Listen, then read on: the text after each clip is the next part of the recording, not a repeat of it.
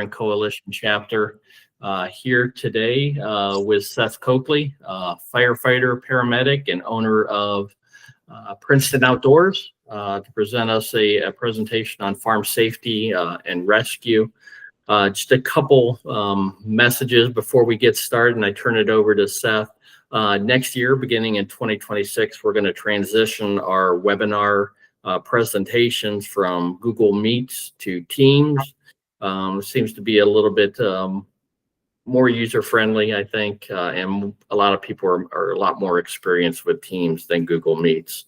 And upcoming webinars in January, we will have a representative from MarketLink, and they will be presenting on a topic of interest for farmers that do direct sales and farmers markets, on how that they can help with a grant they have to assist farmers to be able to accept SNAP benefits. So it'd become an authorized retailer, and they will walk us through the grant process to receive the free equipment to allow us to handle or process those SNAP payments, and also the account access. February, we are in the process currently of getting Farm Market Maker plugin added to our ohiofarmerveteran.org website, and Michelle Wallace of Central State will be doing a presentation and walk us through how to sign up for Market Maker and the benefits it will have for your farming operations. And finally, in March, we have David Henry, an agronomist of A&L Great Lakes Laboratories. He'll be presenting on soil fertility, testing, and soil management as you start to think about your spring planting. So those are the upcoming webinars. We haven't planned out for the next 3 months. No webinar in December due to the holidays, and I will turn it over to Seth. Thank you.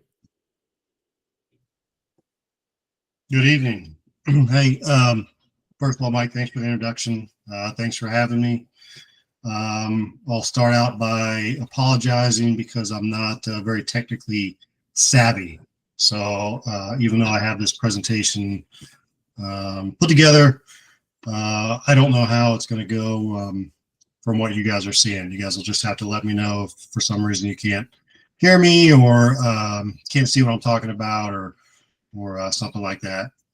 This isn't really my bag.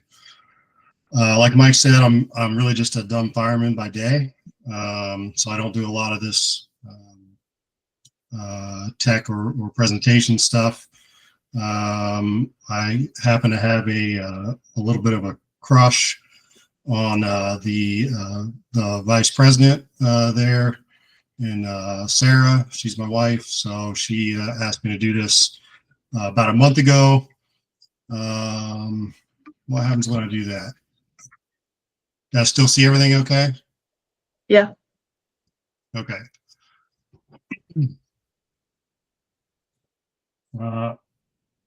So as far as my background is concerned,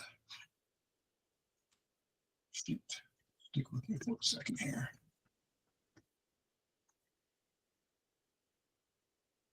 How about now? Everyone still see that all right? Yeah, we still see the first slide. The first page. Yeah. Okay, so it just came up as full screen then? Nope, still in the editing view. All right. Well, I don't know how to get it in full screen. That's okay. This is what we'll go with. Did it change slides when I hit the button? It did not. It's still in the first slide. Okay. Yeah, there you might, yeah.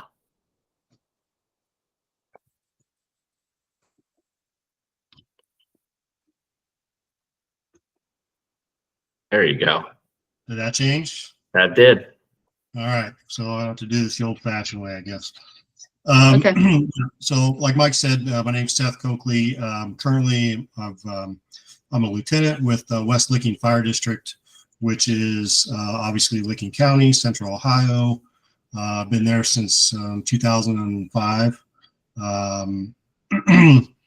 It's if you're not familiar or from this area, it is a pretty decent mix of urban and rural infrastructure.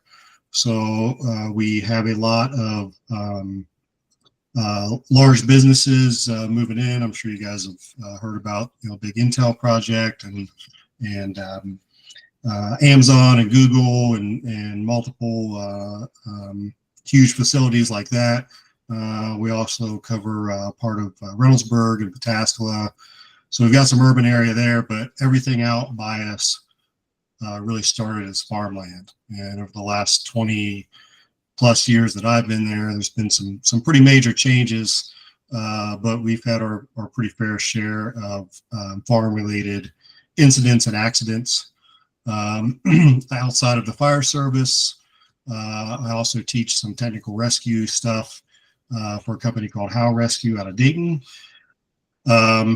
We do a lot of machinery rescue type training, and our largest program is our rope rescue program. With that, we've had the opportunity to kind of teach that all over the state of Ohio.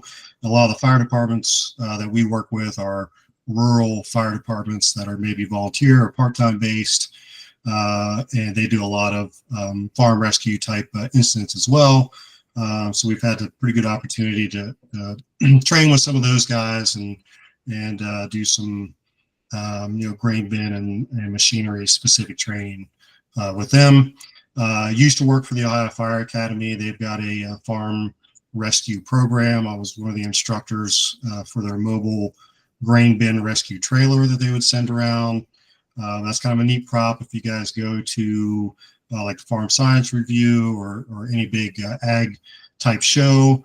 That's something they built in collaboration with Ohio State University several years ago, and it's been really popular, but to actually get it at your facility is pretty tough because it's booked out pretty far. But it's a neat prop, basically a grain bin and a grain leg on a portable trailer that they pull around, and they do some awareness and rescue type scenarios, either for fire departments or even some farm operations.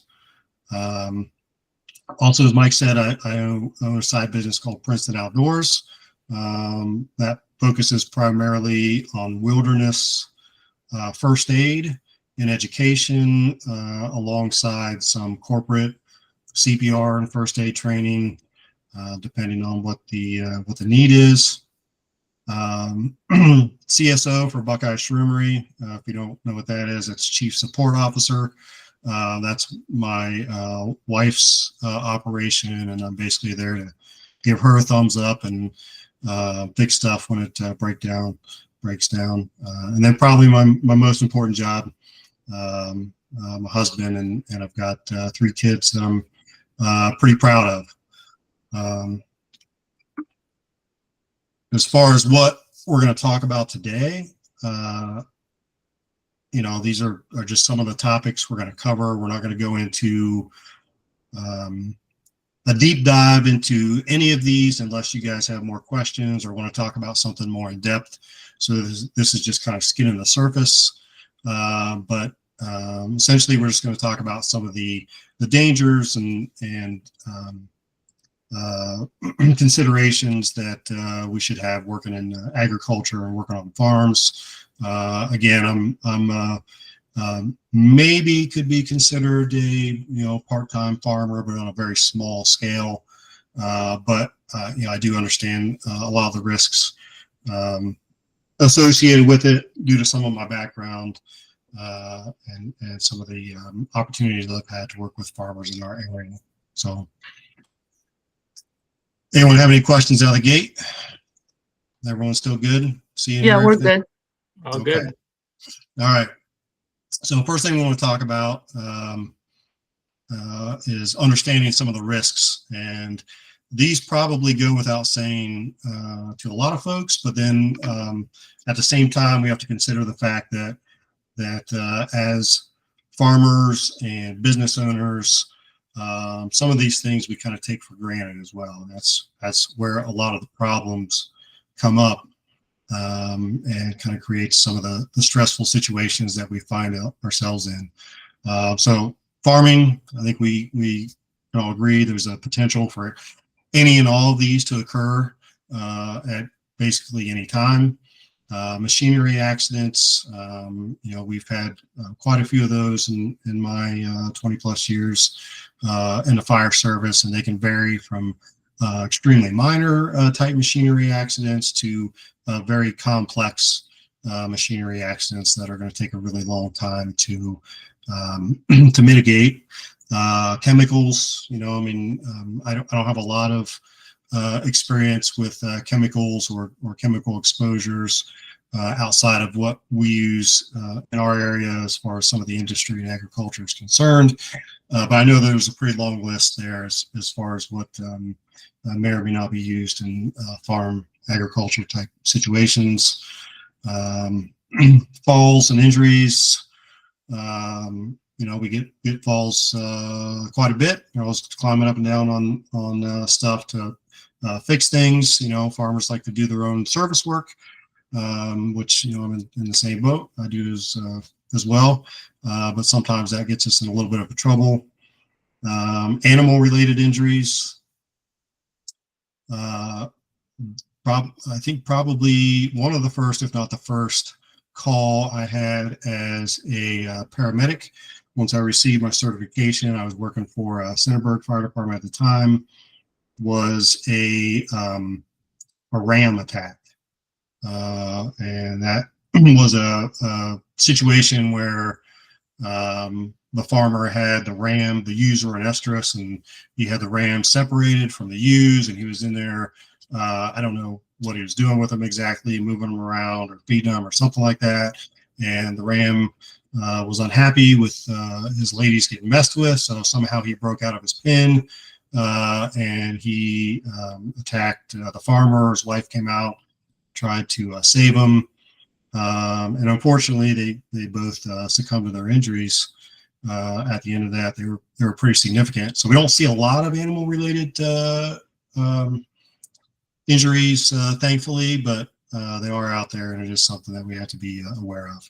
And then just everyday medical emergencies. So I am a big believer in the concept of farmer strength. I know that's a real thing. I got farmers or farm boys and girls that work with me on my department, and those are the ones that I want prying on things and kicking in doors and stuff like that, because they've got that extra oomph. But I also am very aware of the concept of farmer health, and I know that not everyone that works in this industry is the pinnacle of health as far as how we eat and exercise and stuff like that. So medical emergencies are always a consideration for us when it comes to farm issues. Prevention is certainly the best route as far as not getting ourselves into those situations to begin with. I know that's a lot easier said than done, because it's very dependent on time and financial situation and a lot of different things. But certainly have to at least mention it, because the amount of situations that just a little bit of prevention could have prevented or eliminated would certainly have made a pretty big difference for a lot of people. So equipment maintenance, we do the best we can with that, with what we've got.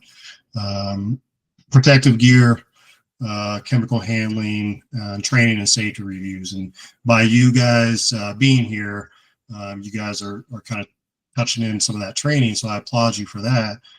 But again, this is just kind of like the tip of the iceberg, and there's a lot more stuff out there that is available and accessible to you that hopefully you guys will take advantage of. So we'll talk about some of that kind of towards the end of the presentation. Reporting and documenting near misses. I tried to do a little bit of research on this because I'm not super familiar with how this works in the farming community, especially here in Ohio. I know Ohio is kind of a unique state. There's only a handful of states that don't fall under OSHA regulations per se, and I believe farm safety is handled under Ohio Revised Code. From what I can tell, if anyone knows any differently, please speak up and let me know. Under Ohio Revised Code, they basically enforce that through Bureau of Workers' Compensation. And Bureau of Workers' Compensation, they do have a reporting and documenting requirement for them. So if you have any kind of incidents or near misses, injuries that happen on your farms or in your operations, you are technically required by law to report those through BWC, and they have an entire process and forms to fill out and all that kind of stuff that we're not going to get into. You know, my like I said, not my forte, but it does help with people like myself who might be doing some instruction with farmers or fire departments that work in rural communities, because that gives us like a reference point, stuff that we can look into and build our trainings off of. So, you know, we certainly appreciate any kind of feedback. We've had quite a few incidents in our specific area. We just had one recently with a neighboring department, which would be Johnstown, Monroe Township, where they had a grain bin explosion in their area. No one was injured, but getting the reports and feedback from both the fire department and the actual farmer and his employees that were on scene there is pretty critical, because, you know, that sometimes we see different things. So being able to hear what happened from the farmer's perspective or the employee's perspective is valuable as well. So something to consider.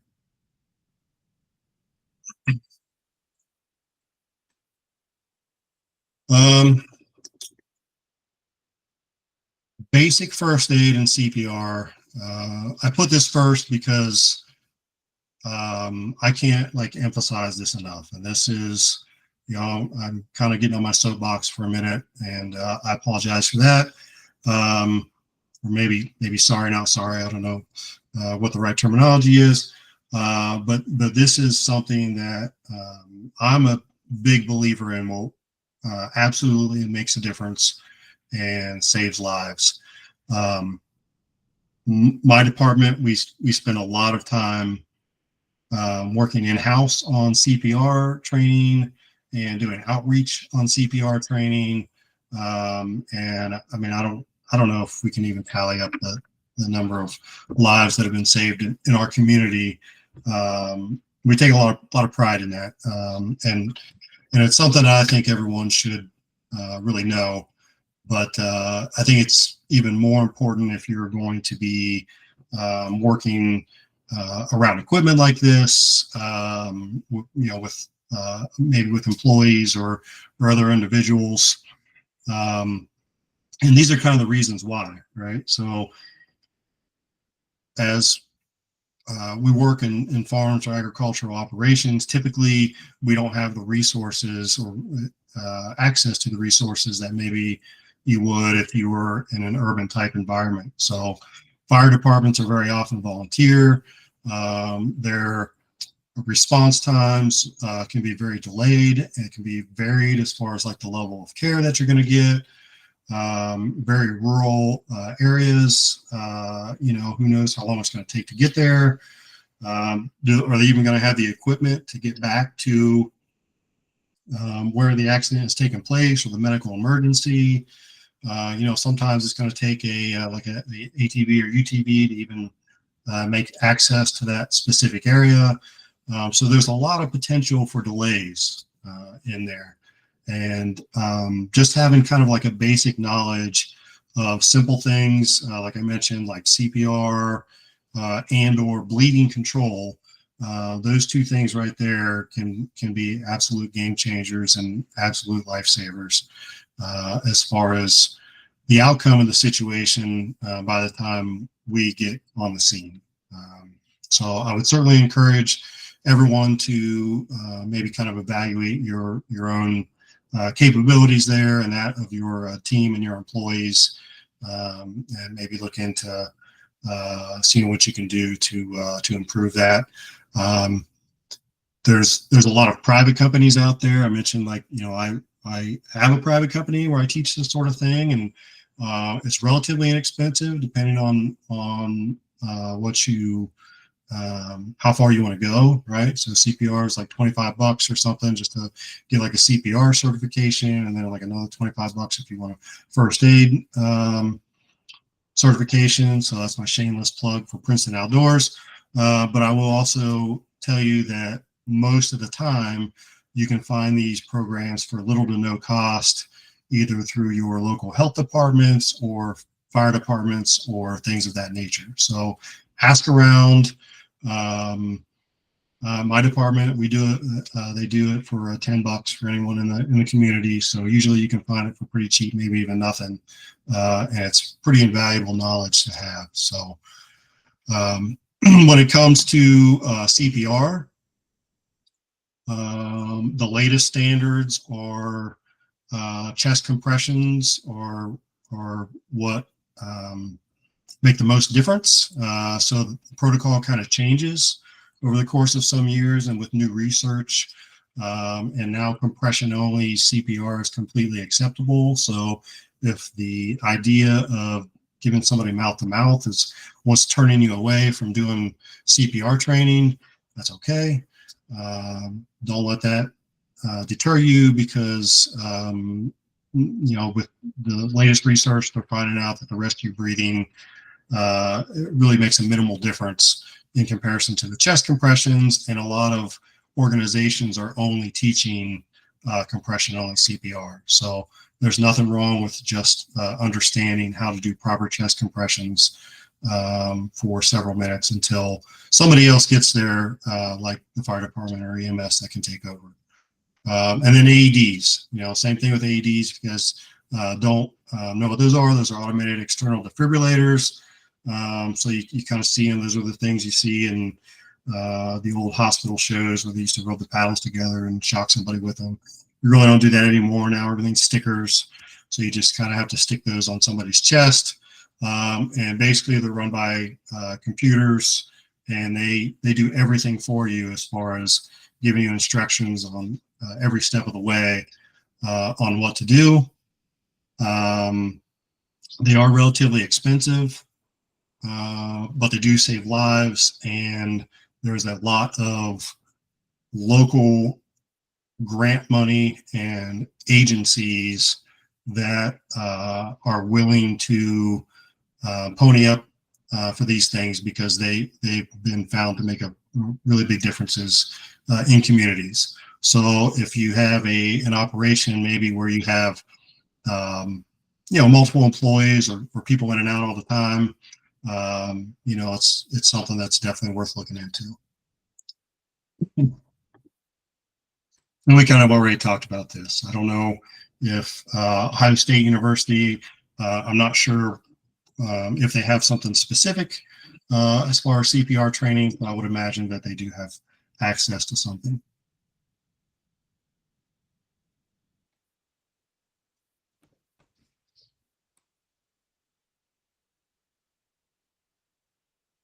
I heard a beep. Is everything still good? I can't see what's going on. Yeah, Mike has his hand up. It's Okay. it just kind of amazed me, just in my 34 years in the Army, how CPR has changed so significantly from 4 quick breaths and to 2 long breaths and 15 compressions to 30 compressions. It just neat to see that progression. Yeah, it really is. And like I said, research has obviously changed significantly as well. So with the latest research, what they're finding is that a certain level of oxygen remains in the bloodstream for several minutes after the heart stops, sometimes up to about 20 minutes or so. So the key is really circulating that oxygenated blood. And the amount of oxygen that the victim would be receiving just by blowing into their lungs, even though that's helpful, that's not as significant as circulating what is already in there. So the key is uninterrupted compressions. That's really what it comes down to, doing good compressions and then doing them for as long as you can without interruptions, because every time you come off the chest or stop doing compressions for about 10 seconds, it takes at least 30 seconds of compressions to build up that internal thoracic pressure to start pushing the blood back out to the brain and other parts of the body where it needs to go. So, so like I said, like the whole the rescue breathing thing, it is still part of the American Heart algorithm, but it has been minimized considerably from what it used to be over the years. But yeah, I mean, like I said, I would encourage anyone to look into that and get CPR trained, because it truly does make a difference and save a lot of lives. So aside from that, it would be beneficial, in my opinion, for everyone to build strong relationships with your local fire department / rescue agencies, because it makes things a lot easier if and when there is an incident. Again, some of these are going to seem pretty obvious. There we go. But to kind of emphasize the importance of it, these are just kind of some bullet points that I was thinking of when it came to why having that first aid training and a strong relationship with your fire department is going to be so important. So farming is literally one of the most dangerous occupations. We've gone on, like I said, quite a few industrial accidents over the years, but I can't even count the number of farm related accidents we've had just with my department.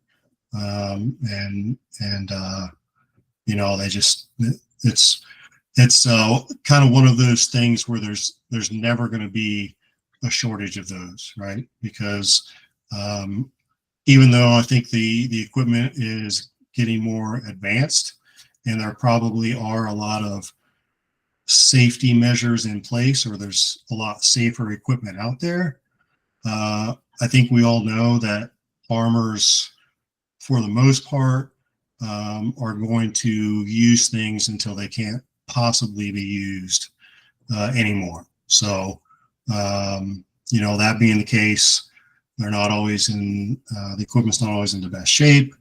It may have been modified from its original intended use. It would be really, really expensive and probably impractical for a lot of people to just replace their equipment all the time, or if it breaks. So, a lot of times we spend a lot of time just fixing things and making it keep going for us. That way, we can keep the costs down a little bit. So,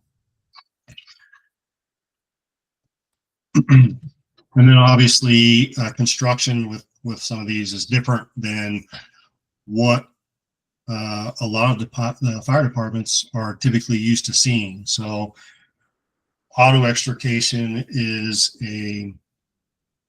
something that everyone goes through in the fire academy, right? We all have a taste of passenger vehicle auto extrication, but when you're talking about farm machinery and farm equipment like tractors, heavy equipment, trucks, things like that, front end loaders, those are a completely different animal. So fire departments don't get the opportunity to become familiar with those, train on those, anything like that very often. So it certainly is beneficial if you have access to that to maybe reach out to your local fire department and maybe invite them over to come check out what kind of stuff that you're using, what things that you might have, and if you've got some old implements or something to train on or cut up, that certainly can benefit the fire department and you. Normally they have some kind of tax form where you can actually write that stuff off. So consider that. Some emergencies that we've been involved in. You know, I think part of being in agriculture and a farmer is you want to be fairly self-reliant and fairly self-sufficient. And I wouldn't criticize anyone for that. I'm the same way. I feel the same. But there are certainly a lot of instances where you're just going to have to get help or going to have to get the fire department involved. You know, this is a really small list. You know, I would encourage you to, if you think you might need the fire department, to call them early and get them started. But don't think that you can handle these things on your own, because they get out of hand very quickly. With fires and explosions, obviously you have equipment fires, combine fires, grain dryers. It seems like we see quite a few of those every harvest season. Grass and field fires when farmers are burning off their like fence rows and stuff like that. You know, a lot of this equipment runs off natural gas or liquid propane, especially some of these dryers. And then I just mentioned dust explosions. So the one in Johnstown was a dust explosion in their grain bin. So even though we don't see those as commonly as we used to, those are still definitely a possibility that the belts and bearings dry out that run this equipment. They can create sparks and ignite that dust, and then you have some pretty bad stuff going on. So entanglements and entrapments, augers, PTO shafts, grain bins. We'll talk a little bit about grain bin entrapments a little bit later in the presentation, just because that's something that, again, that is relatively common, or you see it in the news a pretty good amount. Chemical exposures and hazmats. You know, you guys, like I said, be much more well versed on the stuff you have around your property than I would, for sure. And then just the medical emergencies in general. You know, heart attacks, strokes, seizures. Any of those could happen to any of us or any of our employees at any time. So you have to ask yourself, like, how prepared am I to deal with that? And what kind of information am I going to be able to pass on to the responding people that's going to help facilitate the care of this individual? So all things to think about. Does anyone have anything specifically in that list? We're going to talk a little bit about crush injuries, some of those, maybe some fires and entrapments and stuff like that. But as far as like medical emergencies, does anyone have any specific questions about anything there that you would like me to touch on?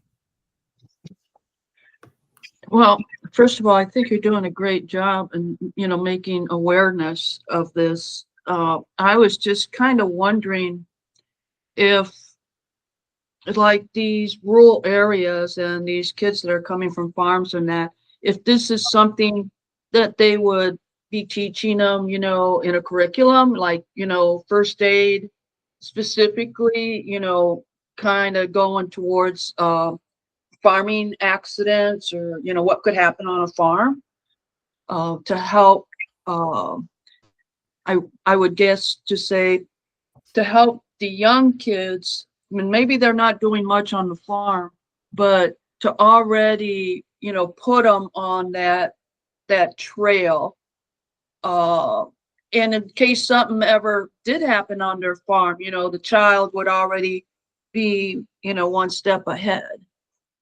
Like the 4-H kids too. Yeah. I saw when I was 16, I was working on a farm, and what happened was it was one of those old tractors. The ladies were all sitting in the back because they were planting the tomato field, and something jammed up on it. It has those claws that's digging.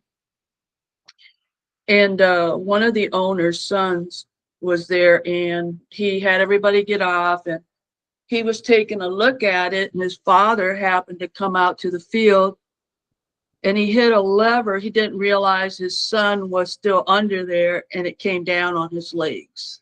Mm-hmm. And I mean, it was a horrible scene. At 16, I mean, I was just like, that visual I could never forget. And I mean, and the father, and I mean, it was just a stupid, accident that shouldn't have happened.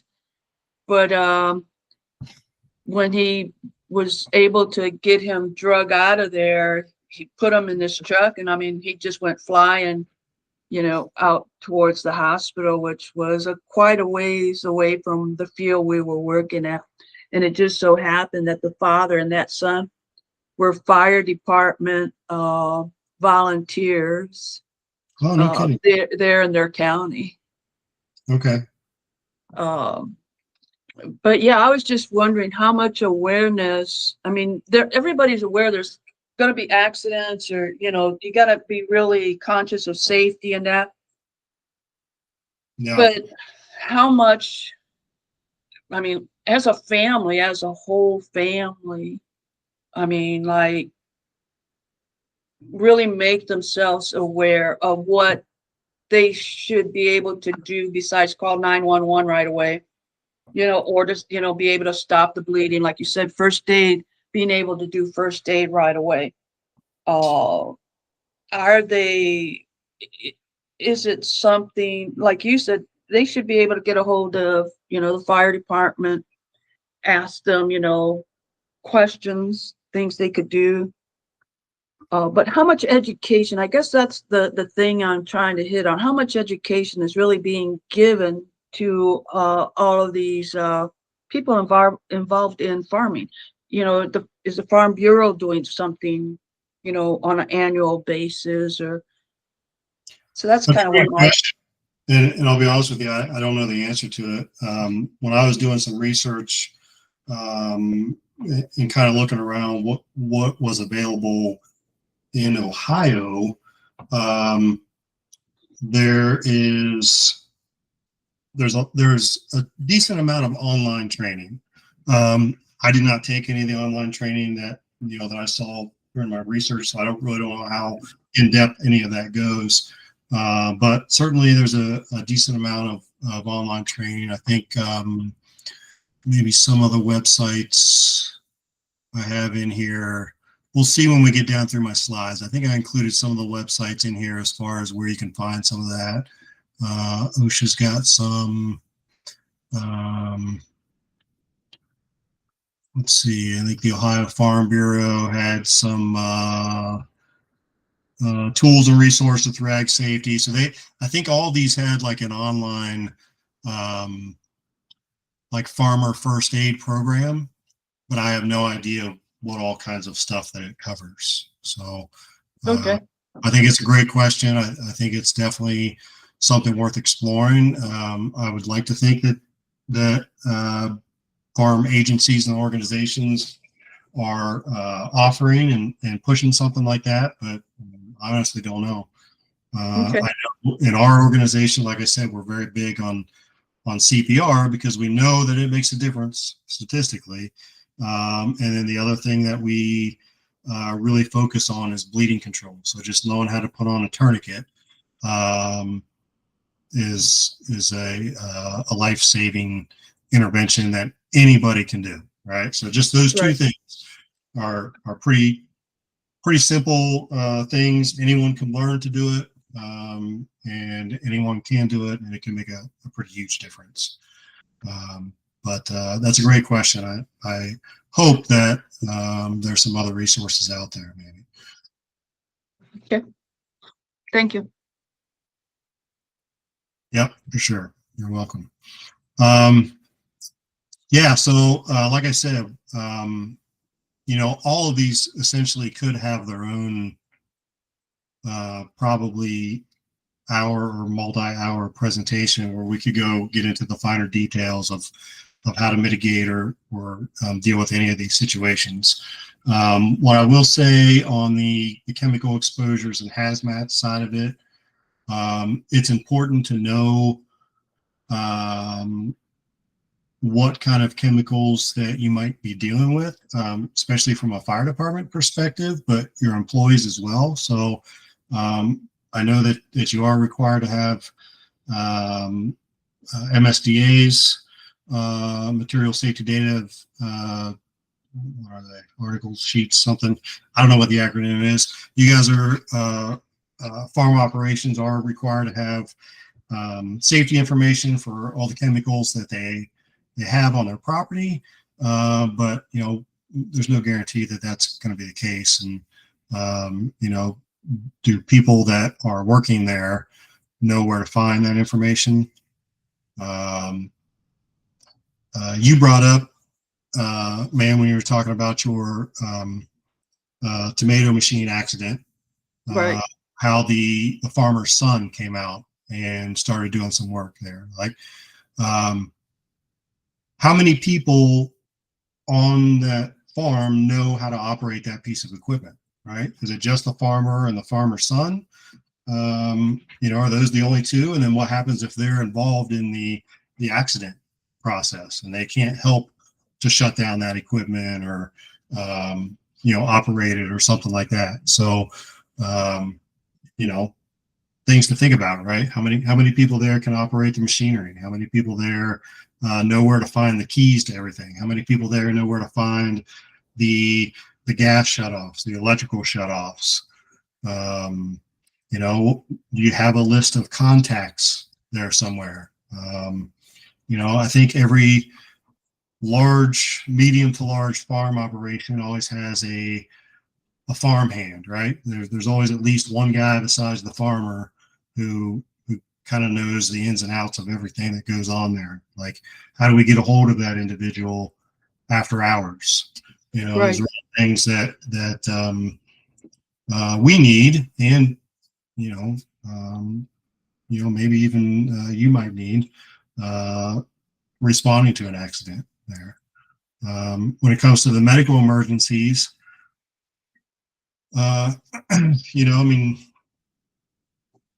just knowing what your individual's medical history is, or is there some place where we can find a medical history on someone when we show up that might be unconscious when we get there? Keeping records of that is kind of important. But these are things that we don't really think about until the moment hits, right? So maybe we should try to think ahead a little bit and get that stuff prepared just in case something were to happen. I think too, with today's technology and everyone has a cell phone, no matter what age you are, it's that communication is quicker.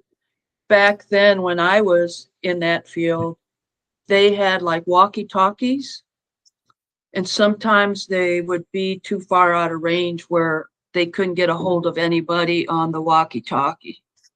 Right. Well, I remember my early times, some of the earlier runs I had on the fire department years and years ago. They were very large farms. We're talking hundreds of acres, some of the farms in our area, if not thousands of acres. If there's an injury in a field somewhere, or back along a crop line or something like that, they could not. You might even have a cell phone, be able to call 911, but at that time they couldn't triangulate cell phones like they can now. So basically they can narrow it down to somewhere in this 1,000-acre property is where this person is having the problem. And, you know, it would take a really, really long time to figure out where we were going and how to get back there and how to get him out and all that kind of stuff. Like everything was delayed. So at least now we do have these advancements in technology where it can get us to where we're going relatively quickly. But just because we know where that person is doesn't mean we really know exactly how to get to them, right? So hopefully there's somebody there that can guide us a little bit and get us on our way. All right. I hate to interrupt this great discussion, but we're down to about 10 minutes left. Got it. All right. So real quick here, we'll talk about crush injuries. Crush injuries, you know, you get a body part pinned between two heavy objects. So this is another one where it seems like a lot of people have a question, farmers have questions as far as what to do.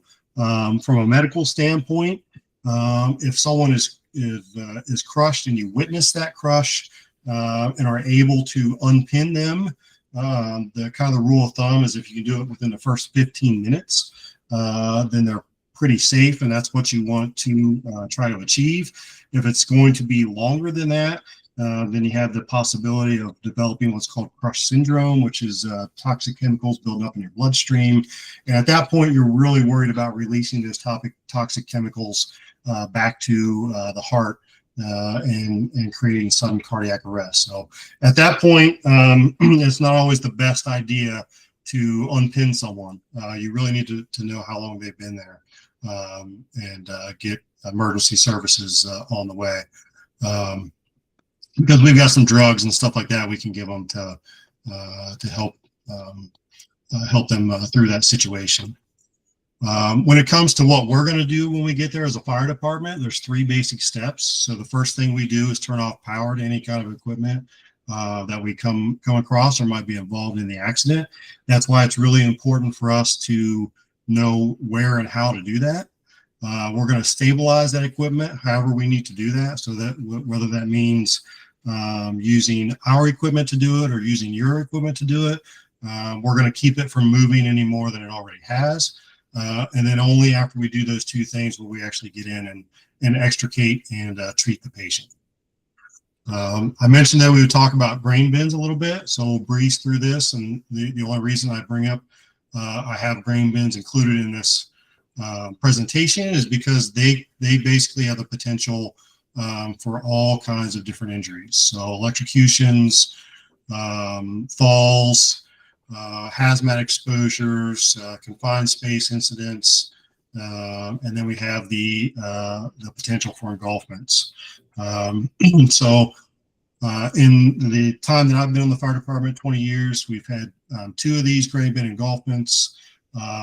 One was a fatality. The other one we were able to get them out alive, fortunately.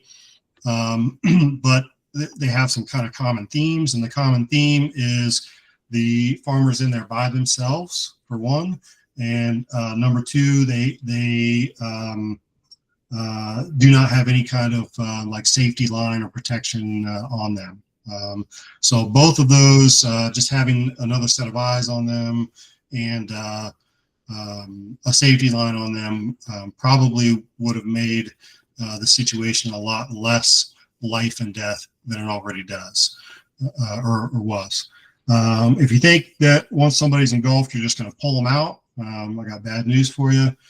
There's a lot of weight there with the entrapment. You're not going to be able to get them out of the grain. So as far as what our steps are going to be if we get there during a grain bin entrapment, like I said, same thing. We're going to de-energize the equipment. We're going to stabilize it and stabilize the victim as best we can, whether that be attaching a rope to him or getting actually someone down there who's tethered off who can grab a hold of them. And then we'll work on actually removing the victim from the grain bin itself.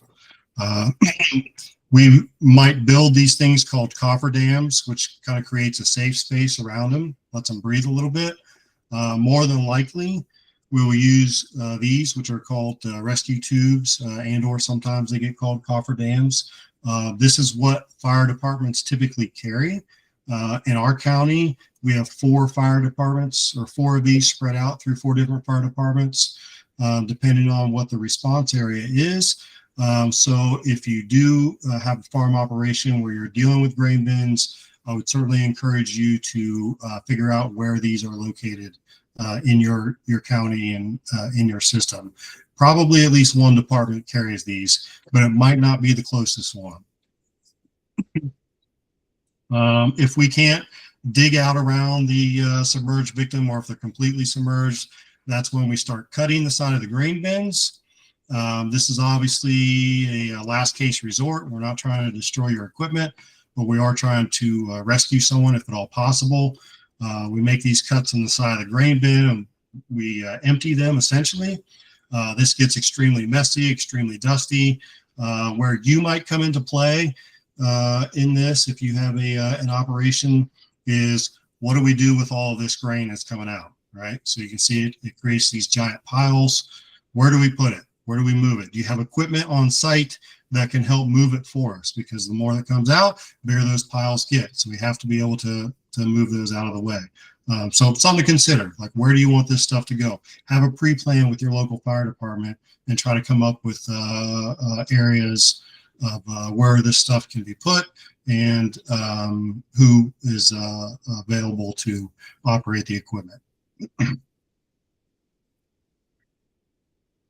So above and beyond grain bins, you know, and the other things, crush injuries, the other things that we talked about, kind of to summarize or wrap it up, what can you guys do to help?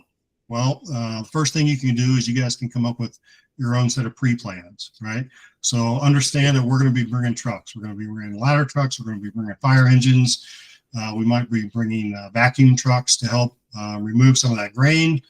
Where are they going to go? Is there room on your farm in your operation for this equipment to move around and get to where we need it to be positioned to be able to use it to either put out the fire or rescue or whatever it is that we're going to be doing, right? So try to pre-plan that at your own site best you can. Make sure that your local fire department knows what your pre-plan is. Get them involved in that process. Say, hey, what would you guys be bringing if we had this type scenario? I guarantee you, your fire department's going to be more than happy to come out and train with you, work with you, do a walk around of your department or your farm, anything to familiarize them with what they might be facing once they get there. We kind of talked about this already. Make sure people, multiple people know how to do stuff around your farm. Your shutoffs, where all your keys are. If you have those material safety data sheets, make sure that you know, multiple people know where those are. Provide accurate info to dispatch. I can tell you some of the problems we've had in our area is addresses don't really marry up, right? So you know, we have a lot of construction and changes in our areas all the time, so addresses get kind of screwed up sometimes. Make sure that dispatch knows that the address of your farm and that the name of the farm that's associated with it. If you can make contact with the victim and provide us more information, that's always going to help us en route. But the caveat to that is don't try to perform the rescue yourself. It's going to put you in a position where you could become a victim also, because that's the last thing we want, is to have multiple victims when we get there.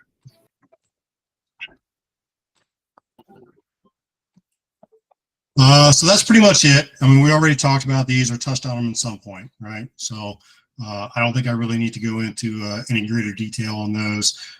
As I mentioned, there's a lot of resources out there that hopefully people are taking advantage of.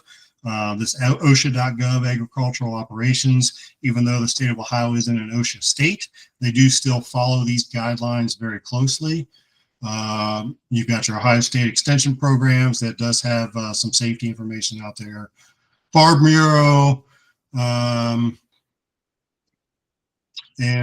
you guys probably have more resources than I even know about. So Any questions? I know I kind of rushed it along there at the end, but that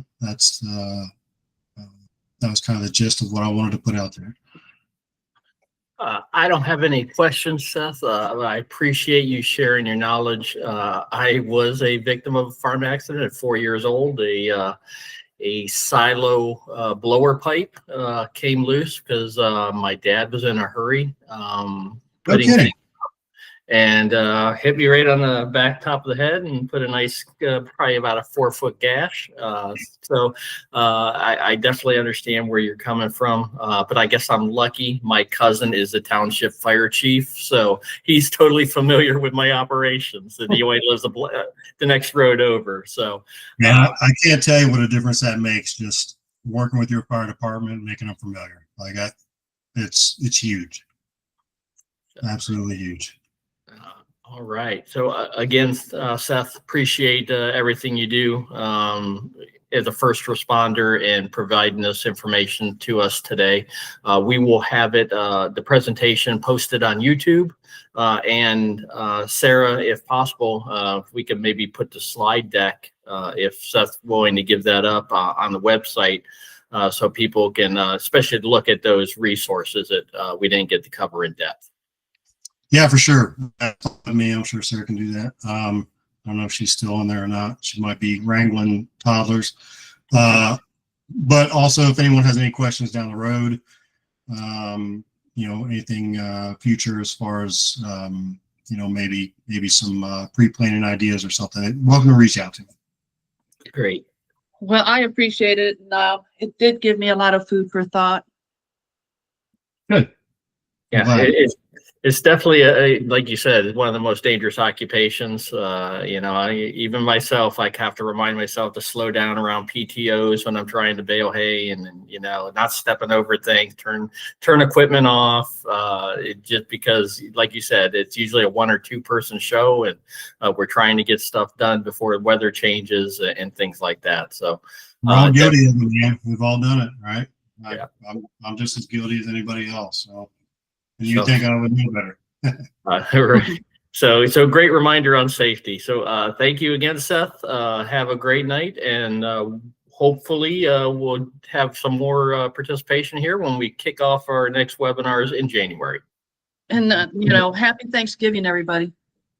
You as well. Thanks for having me. Take care.